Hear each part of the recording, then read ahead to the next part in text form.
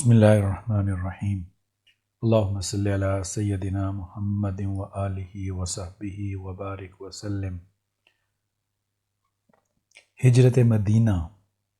بیعت عقبہ ثانیہ ایک لحاظ سے اس امر کا اعلان تھی کہ مستقبل قریب میں تحریک اسلام کا مرکز مکہ مکرمہ سے مدینہ منورہ منتقل کر دیا جائے گا۔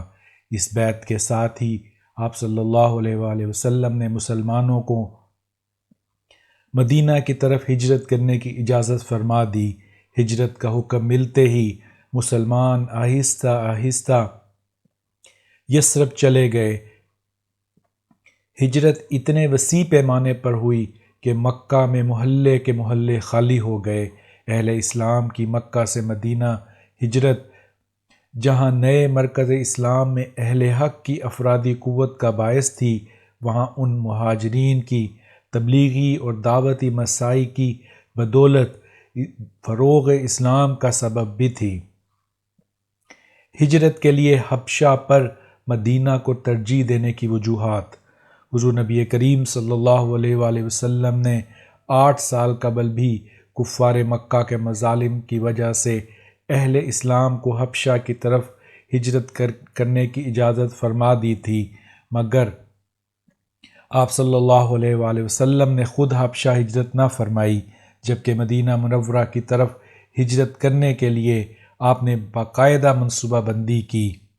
آپ صلی اللہ علیہ وآلہ وسلم نے ہجرت کے لیے حبشہ پر مدینہ کو ترجیح اس لیے بھی دی: نمبر 1، حبشہ میں باقاعدہ حکومت موجود تھی۔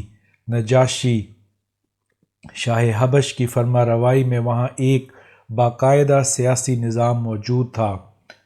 اگر حضور نبی کریم صلی اللہ علیہ وآلہ وسلم بھی حبشہ ہجرت فرماتے تو ایک سیاسی حکومت میں مہمان یا تو عام شہری کی حیثیت سے رہتے ہیں، اور نبی کریم صلی اللہ علیہ وآلہ وسلم بھی ایک عام شہری کی حیثیت سے تشریف لے جاتے، جبکہ مدینہ میں طویل خانہ جنگی کی وجہ سے کیفیت یہ تھی اور کوئی باقاعدہ نظام موجود نہ تھا۔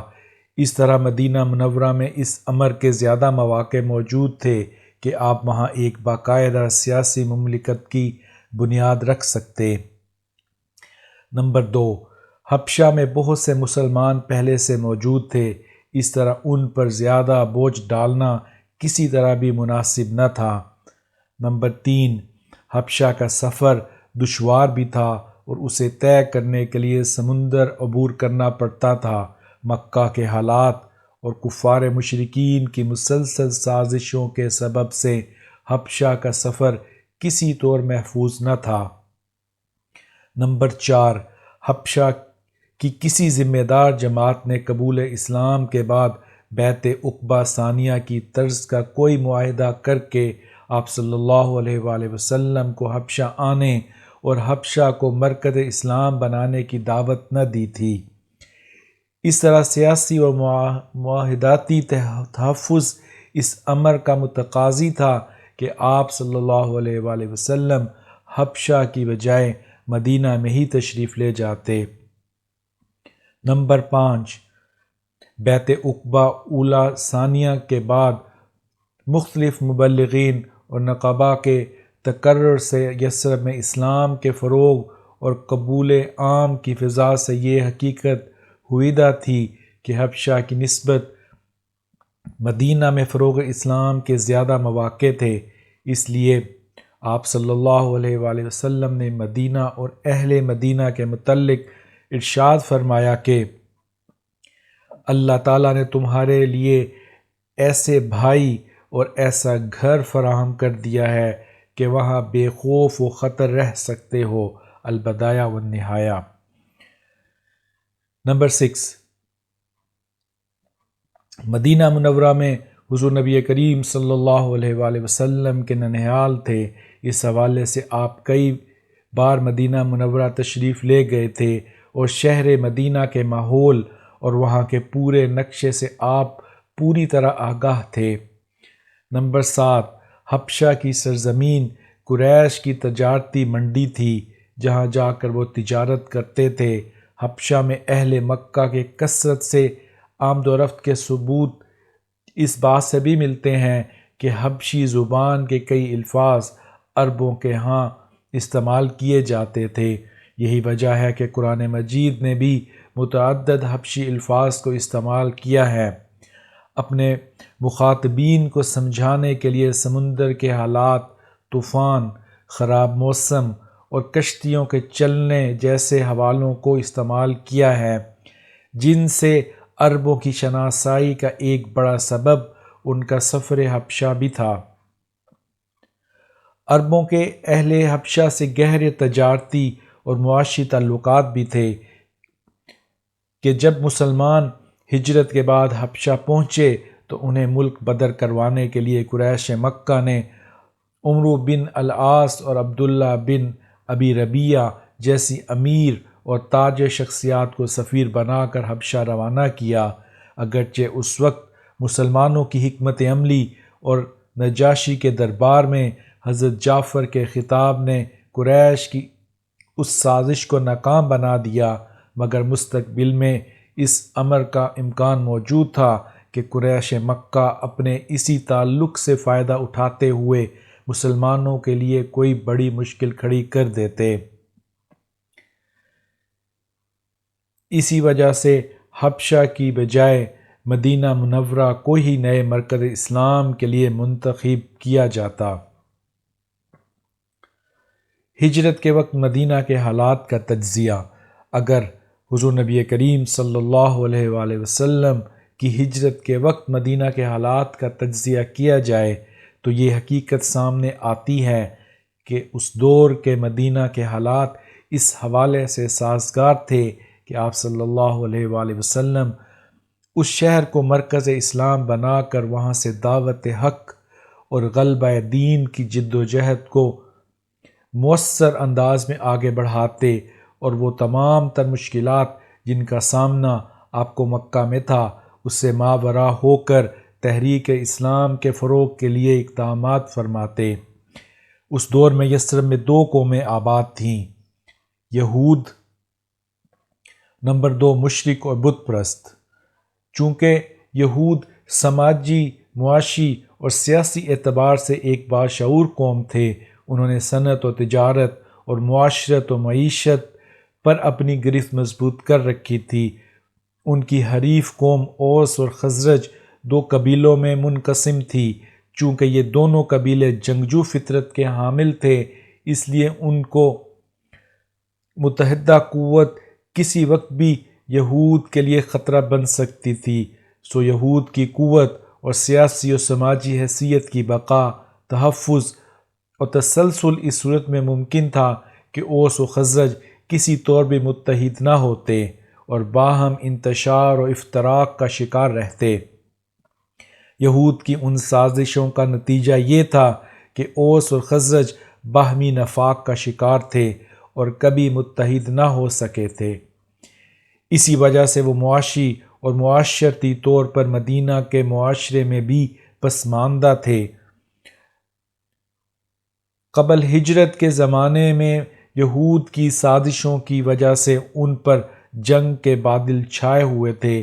چونکہ اوس خزرج کے مقابلے میں کمزور تھے، انہوں نے خزرج کے متقابل مؤثر مزاحمت کے لیے قریش مکہ کو اپنا حلیف بنانے کے لیے کوشش کی۔ انہی کوششوں کے دوران وہ اسلام کی دعوت سے بھی روشناس ہوئے تھے۔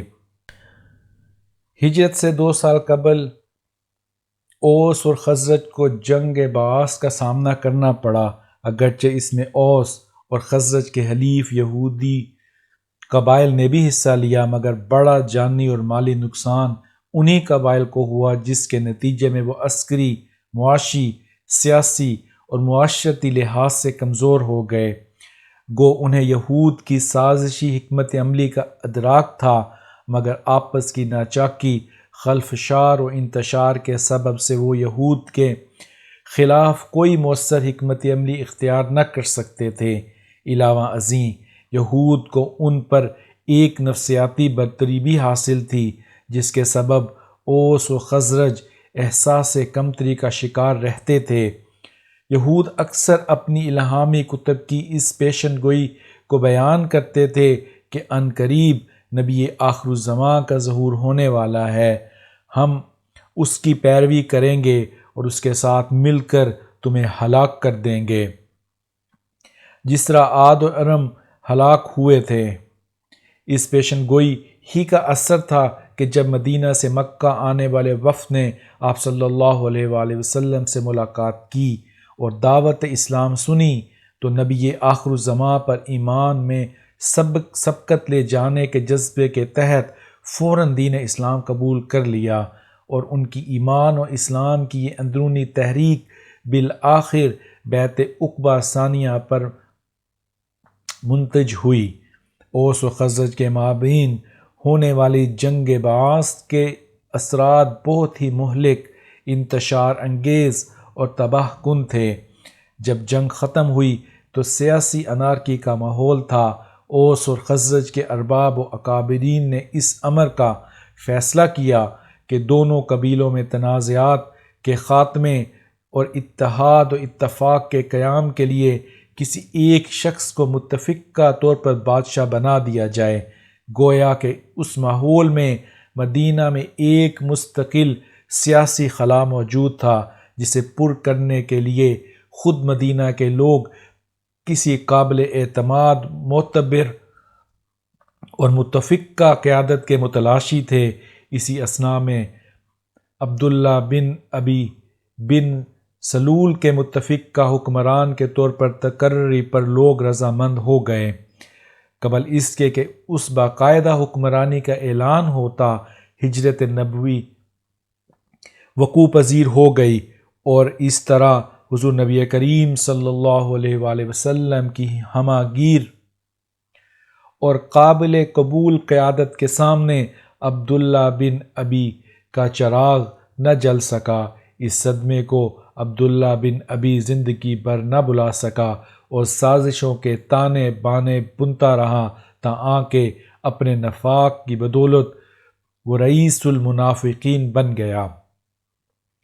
ہجرت کے وقت کا انتخاب، جس میں بلا شبہ الوہی رہنمائی کا عنصر بھی شامل تھا، آپ صلی اللہ علیہ وآلہ وسلم کی بے مثال بصیرت اور حکمت عملی کا مظہر تھا، کیونکہ بیعت عقبہ ثانیہ کے بعد مسلمانوں نے آپ کی اجازت سے مکہ سے مدینہ ہجرت شروع کر دی تھی، مگر آپ صلی اللہ علیہ وآلہ وسلم اپنی ہجرت کو مسلسل ملتوی فرماتے رہے، اور حضرت ابوبکر صدیق رضی اللہ تعالی عنہ کے بار بار اجازت طلب کرنے کے باوجود آپ نے انہیں بھی روکے رکھا، کیونکہ شروع ہی میں اگر آپ مکہ سے مدینہ ہجرت فرما جاتے تو مکہ میں رہ جانے والے کثیر تعداد میں مسلمانوں میں بد دلی پھیلتی، لہٰذا ضروری تھا کہ جب تک مسلمانوں کی ایک کثیر تعداد مدینہ نہ پہنچ جاتی، آپ مکہ میں ہی قیام پذیر رہتے۔ آپ کے مقرر کردہ نقباء اور مبلغین اگرچہ مدینہ میں دعوتی اور تبلیغی کوششیں جاری رکھے ہوئے تھے، مگر پھر بھی مدینہ کے سیاسی حالات کی کیفیت میں یہ ضروری تھا کہ مکہ سے کچھ لوگ ہجرت کر کے پہلے مدینہ چلے جائیں، تاکہ اہل مدینہ کے اسلام قبول کرنے پر مخالفین کی طرف سے آپ کی آمد کے بعد کی مزاحمت کی صورت میں افرادی قوت کا اضافہ ہو چکا ہوتا۔ اگرچہ مکہ میں شروع دن سے ہی کفار و مشرکین نے آپ کے خلاف اور اہل اسلام کے خلاف ظلم و ستم کا بازار گرم کر رکھا تھا، مگر یہ آپ کا کمال صبر و تحمل اور ضبط و استقلال تھا کہ آپ صلی اللہ علیہ وآلہ وسلم نے اس وقت تک اپنا گھر نہ چھوڑا جب تک آپ کو یہ اطلاع نہ ملی کہ قریش کے سردار آپ کی جان کے در پہ ہو گئے ہیں۔ آپ نے مکہ اس وقت چھوڑا جب آپ کے در اقدس کا قتل کے ارادہ سے محاصرہ کیا جا چکا تھا۔ مکہ میں آپ صادق اور امین مشہور تھے۔ کفار کی تمام مخالفتوں کے باوجود آپ صلی اللہ علیہ وآلہ وسلم وہاں کی ایک معتبر قابل اعتماد اور قابل بھروسہ شخصیت تھے۔ اکثر لوگوں کی امانتیں آپ صلی اللہ علیہ وآلہ وسلم کے پاس تھیں۔ مکہ چھوڑنے سے قبل ضروری تھا کہ آپ ان امانتوں کو ان کے مالکوں تک پہنچانے کا باقاعدہ انتظام فرماتے، جیسا کہ کتب سیرت سے واضح ہے کہ آپ صلی اللہ علیہ وآلہ وسلم نے مکہ چھوڑنے سے قبل حضرت علی کرم اللہ وجہ الکریم کو یہ ذمہ داری سونپی۔ آپ صلی اللہ علیہ وآلہ وسلم کا مقصود صرف ہجرت ہی نہ تھا، بلکہ مدینہ کو مرکز اسلام بنا کر وہاں ایک آزاد اسلامی ریاست کا قیام بھی تھا۔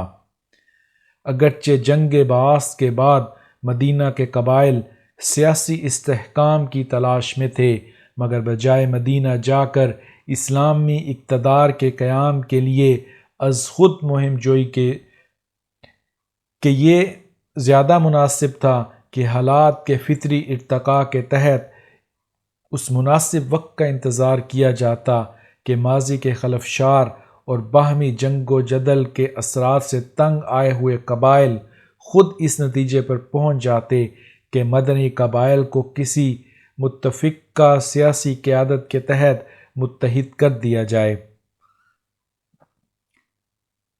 ان حالات میں ہجرت مدینہ ظہور پذیر ہوئی اور آپ صلی اللہ علیہ وآلہ وسلم کے مدینہ تشریف لے جاتے ہی آزاد اسلامی ریاست کی تشکیل عمل میں آ گئی اور میثاق مدینہ طے پایا، جس کے تحت تمام طبقات مدینہ نے آپ صلی اللہ علیہ وآلہ وسلم کو سربراہ حکومت تسلیم کر لیا۔